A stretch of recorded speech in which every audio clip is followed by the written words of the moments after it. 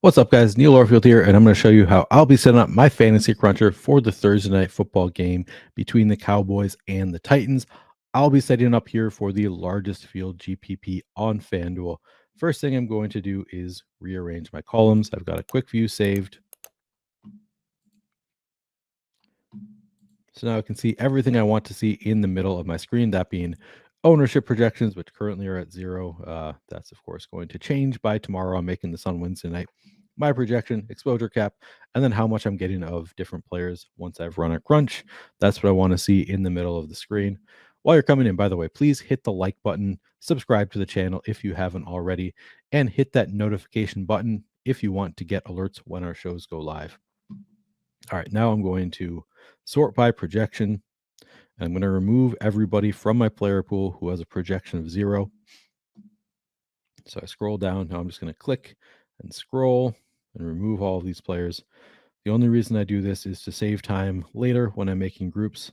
It's a little bit messy if you have all of these players in there, but if you remove them, they don't show up in those groups. So I'll be able to find the players I want to find a little bit quicker.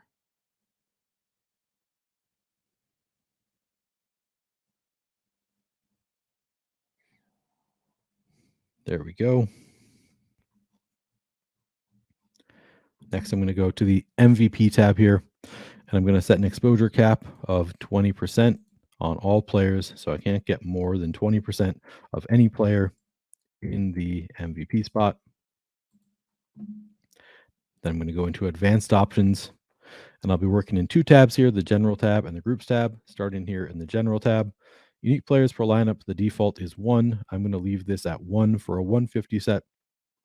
If you're making 40 or fewer lineups, I typically recommend changing this to 2 players so you can have a little bit more of a diverse lineup set.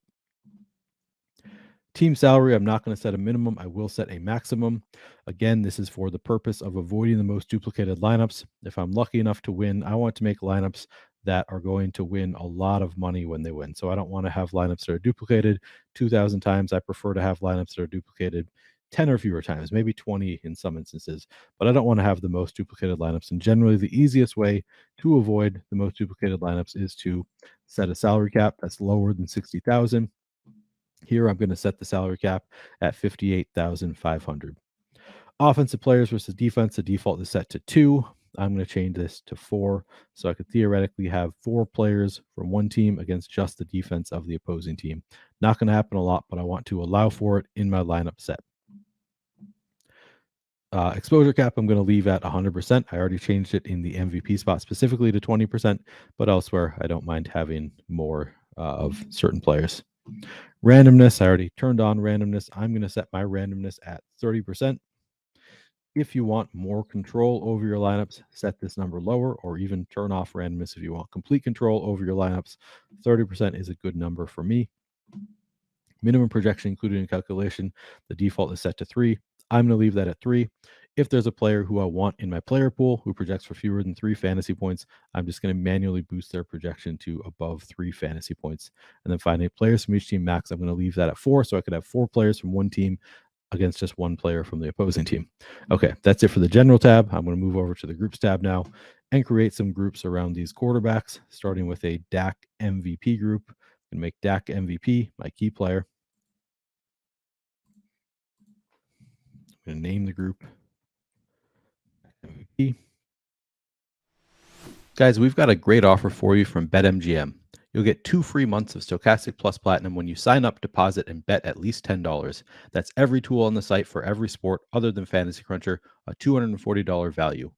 All you need to do is click the link in the description or in chat, follow the steps, and deposit $10 or more, and place a bet of $10 or more on whatever you want. And when that bet settles, MGM will hit you up with how to get your free subscription to Stokastic. You don't even need to win the bet. On top of all that, you also get a risk-free bet up to $1,000. That means if you win the bet, you win the bet. If you lose the bet, you still get your $1,000 back in free bets. It's legit free money and a free subscription to the best DFS tools out there. Fantasy Cruncher is an add-on and can be added to your Stokastic subscription after the fact. Reminder, make sure you use the link or we won't be able to track you. And then I'm going to sort by position and add all of these Cowboys pass catchers to the secondary group.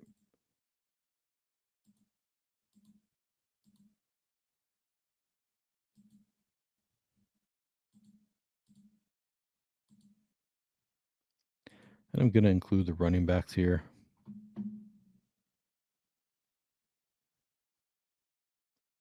Okay, that'll do it. For Dak, he has some rushing upside, so I'm not going to require multiple pass catchers. I am going to require at least one pass catcher in my Dak MVP lineups, and then I'm going to give boost to these pass catchers so that I'm more likely to get to multiple.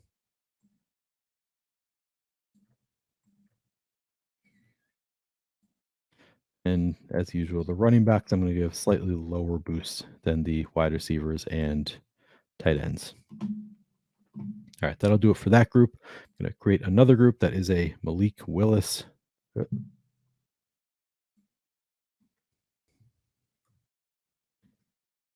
MVP group.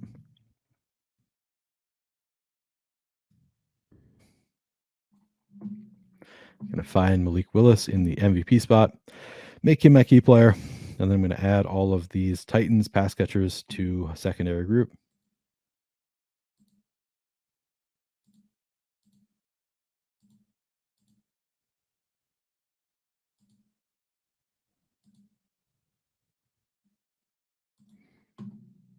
And I'm going to include Hassan Haskins. From what I can tell, Julius Chestnut not especially involved in the passing game, whereas Hassan Haskins is a very capable pass catcher. So I think we're going to leave this group like this. And then with Malik Willis, I think he has enough rushing upside that I'm not going to require any pass catchers when I have him in the MVP spot. I am going to click this only apply plus minus adjustments button, and then I am going to give boost to these pass catchers. So I could have some lineups in my set that have Malik Willis in the MVP spot without any pass catchers. Again, making it more likely that I do get to some pass catchers by giving boost to all of his pass catching options. Okay. Next, I'm going to go create a Dak flex group. So I'm going to find Dak in the flex, make him my key player. And then to the secondary group, I'm going to add all of these Cowboys pass catchers again.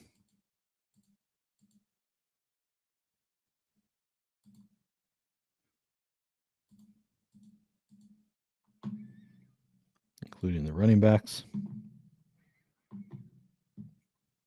And now because I have Dak in the flex, I can also add these pass catchers in the MVP spot.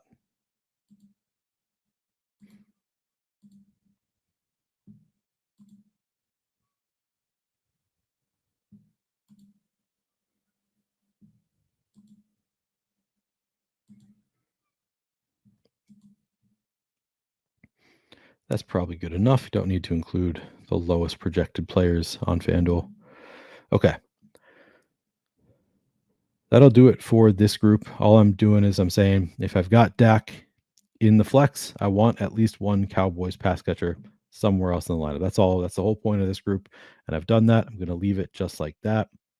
And then with Malik Willis, I'm not going to make a group for Malik Willis in the flex. I wouldn't mind it if I have a lineup that has Malik Willis in the flex without any pass catchers. Again, because he has enough rushing ups, I think he could rush for 40 yards, 50 yards, and a touchdown, and throw a little bit, and that might be enough to be optimal, to be the one optimal representative from the Titans in a lineup. So, not going to require any pass catchers with Malik Willis in the flex. I'm not even going to make the group, so I'm going to leave it just like that. I should note again, I'm making this video on Wednesday night.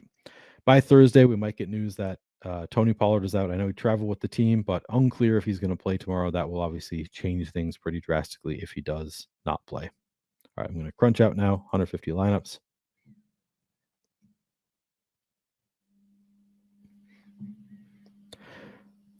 All right.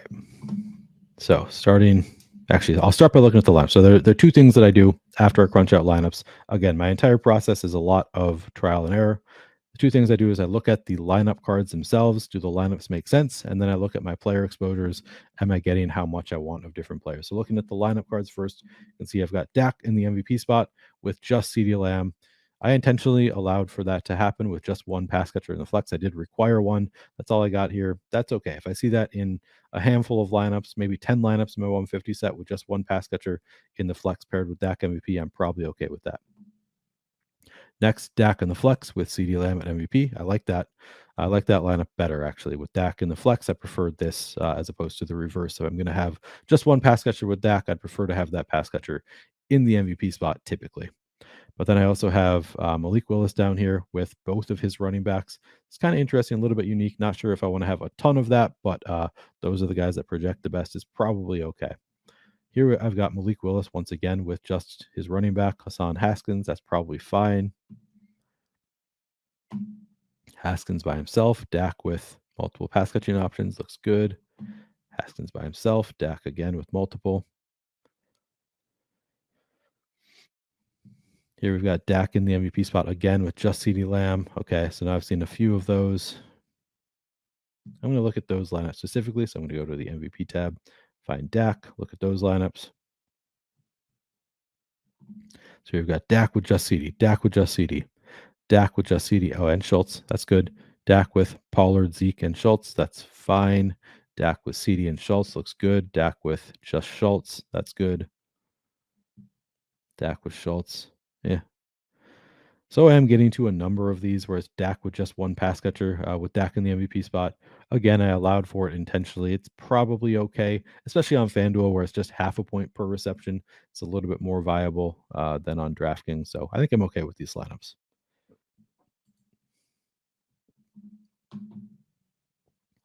All right, but then the other thing I'm going to look at, actually, first let me look at Malik Willis MVP lineups. So we've got Willis with his running back, running back, running back, running back. Get into a lot of these with just his running backs here.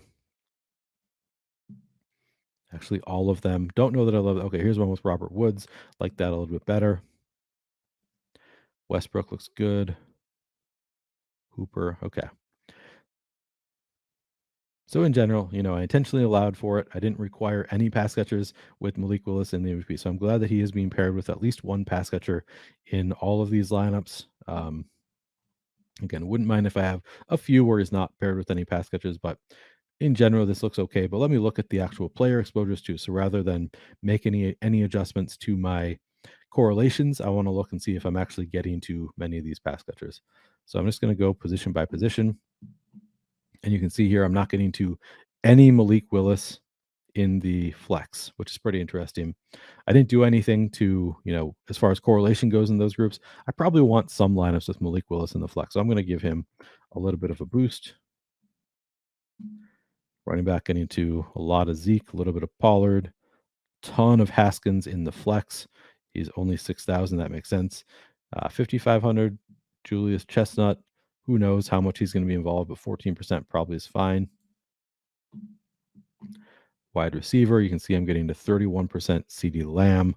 Actually, I should sort by salary here. Yeah, not getting to any Treylon Burks at 11,000. I wish we had ownership projections here. We don't just yet, but that would probably, affect how much interest I have. If Treylon Burks is going to be low owned because he's 11,000, a little bit expensive, then I would probably have some interest here.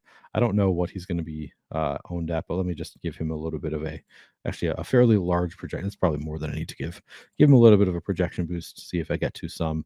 Michael Gallup only getting 7%. Maybe I want some Michael Gallup as well. Robert Woods, probably a little bit more. Brown where he is. Maybe I want a little bit more. Nick Westbrook. So you can see here, Noah Brown and Nick Westbrook are the same price. If I bring Nick Westbrook up to 5, projection of 5, I'm still probably going to get to less of Westbrook than Noah Brown. Not necessarily because of correlations and because you need to have at least one player from each team in every lineup. So it's possible that it doesn't work out like that. But generally, the player who projects for less at the same price tag, you're typically going to get less of because all projections are relative. Chris Conley, maybe I'll give him a little bit of a boost. T.Y. Hilton, same. Maybe I want to get some Racy McMath. I don't know. Tight ends getting to 17%. Dalton Schultz looks good. Maybe I'll give him just a little bit of a boost. Chiga Konkwu, maybe I'll give him a boost. Austin Hooper. Maybe I want to get Jake Ferguson in the player pool, so I got to get him to at least a projection of 3. Maybe same for Jeff Swaim. I'll leave it at that for now. Guys, we've got a great offer for you from BetMGM. You'll get 2 free months of Stokastic Plus Platinum when you sign up, deposit, and bet at least $10. That's every tool on the site for every sport other than Fantasy Cruncher, a $240 value. All you need to do is click the link in the description or in chat, follow the steps, and deposit $10 or more, and place a bet of $10 or more on whatever you want. And when that bet settles, MGM will hit you up with how to get your free subscription to Stokastic. You don't even need to win the bet. On top of all that, you also get a risk-free bet up to $1,000. That means if you win the bet, you win the bet. If you lose the bet, you still get your $1,000 back in free bets. It's legit free money and a free subscription to the best DFS tools out there. Fantasy Cruncher is an add-on and can be added to your Stokastic subscription after the fact. Reminder, make sure you use the link or we won't be able to track you. And then I can see I'm getting 24% Brett Maher, not any Randy Bullock. Maybe I give Bullock a little bit of a boost. Defense is 24% Cowboys, not getting into any Titans. Give the Titans a little bit of a boost. And again, I say this a lot. These changes that I'm making, these decisions I'm making, I'm not really making my final decisions right now. I'm going to make those after inactives come out an hour and a half before the game. I'm just trying to show you my general process. And this is what the general process looks like is I go position by position.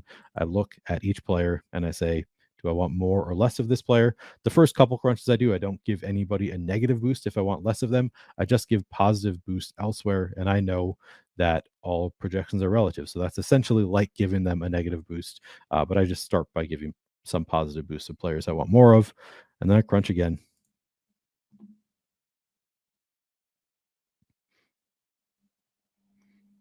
And see what that looks like. So now I can see I'm getting a little bit less Brett Maher than I was before, a little bit more Randy Bullock, but maybe I want even more Bullock. Yeah, defenses too. Still getting 25% Cowboys, 1% Titans. Maybe I want more of the Titans. Tight ends, Dalton Schultz getting 35%. That's kind of a lot. Not getting too much of Okonkwo or Austin Hooper. So maybe I give them bigger boosts.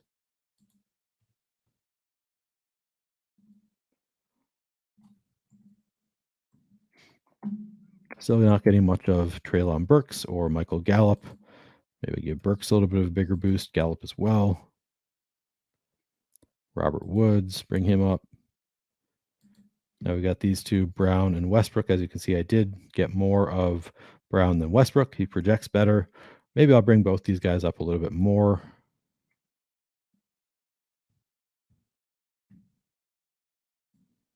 Chris Conley, bring him up.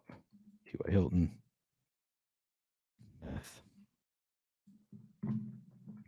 Running backs, you can see I'm still getting to a ton of Hassan Haskins, a good amount of these running backs. And of course, as of now, Wednesday night, we don't know if Tony Pollard is going to play. If he doesn't play, probably Zeke is going to look like a smash play, but we're not sure yet. And then probably actually Malik Davis, I should add him to the player pool. I think that Malik Davis will probably be in play regardless of Pollard's status, unless we hear like Pollard is a full go and they really want to win the game. But I think that is possible Malik Davis plays anyway. So maybe I want to get him in the player pool as well. So I'm going to give him a projection of 5, and I'm going to bring Julius Chestnuts up to 6. And for now, I'm going to leave Hassan Haskins where he is, bring up Zeke a little bit. Pollard. And you can see here, I gave Malik Willis a little bit of a boost. Now I'm getting 45%. Do I really want 45%? What was his projection at before? Let me refresh. Looks like 13.19. 13.6, what happens? All right, so I am getting a fair amount of Malik Willis. That's probably fine. He projects pretty well, has that rushing upside. And then I just go through again. This is the process over and over, go through adjusting incrementally until I get the amount that I want of every player. See, now at this point, maybe after I've run a few crunches, maybe I start to think, okay, I don't really want to have Hassan Haskins in, let's see, 87% plus. Where is he? 11. I probably don't want him in 98% of my lineups. Maybe I do, but I don't think that I do. So if I don't want him in 98% of my lineups, now I have to start thinking about maybe I should bring his projection down just a little bit. He obviously projects really well for that 6,000 price tag, but there's certainly room for him to fail. So I'll bring down the price tag, the projection just a little bit, and then maybe I get a little bit more of the backups instead. because we don't know exactly how it's going to split here. See, so maybe bring up Chestnut, and then Malik Davis again, 2%. That might be fine. I don't know. We'll have to see what his ownership projection comes in at, but maybe I want more than 2%.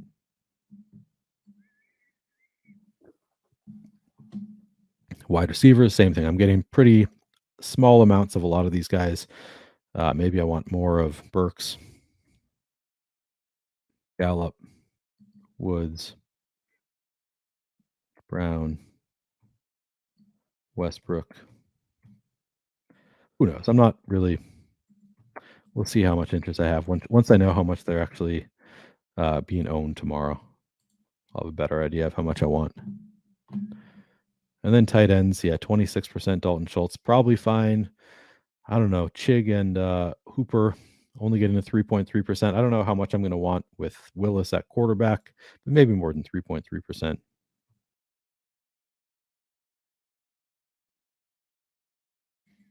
Ferguson, maybe a little bit. And kickers, you can see the kickers. I've gotten a lot less as I've done these crunches just because I've given bigger projection boost to everybody else. It kind of brings down Brett Maher relative to those players. Maybe 15%, still fine. 2% Titans, maybe I want more than that. Again.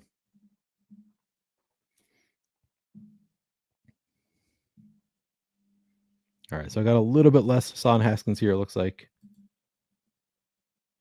Still getting to a fair amount. But as you can see,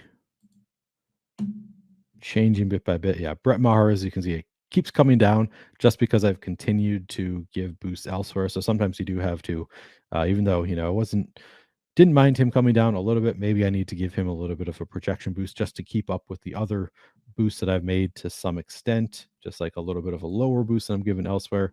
Anyway, this is the general process, just going through bit by bit, giving boosts where I want to get more of a player, maybe sometimes a negative boost if I want to get a little bit less, until I get to exposure levels that I like of each player. And of course, always making sure the lineups themselves look good. And here we can see we've got Malik Willis in the MVP spot. Now we've got Westbrook and Haskins there. That looks good.